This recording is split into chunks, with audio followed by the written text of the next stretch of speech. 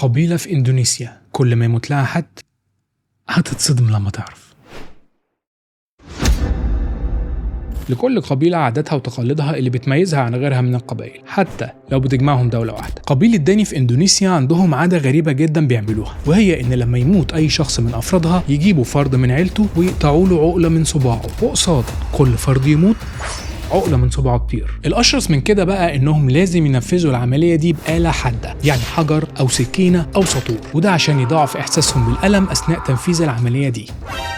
العادة دي راجعة لاعتقادهم بأن روح الإنسان بتفضل موجودة في المكان حتى بعد ما يموت، فبيقوموا بالتضحية دي كقربان لروحه. وسبب اختيارهم للصوابع لاعتقادهم بأن صوابع الإيد باختلاف أطوالها وأحجامها بترمز للعيلة ومدى تماسك أفرادها، وأن قطع الصباع بيعكس حجم الألم والفراغ اللي سابه الميت بعد موته. بس هو إيه ممكن لو شخص من دول بقى من غير صوابع خالص ولسه عنده ناس بتموت؟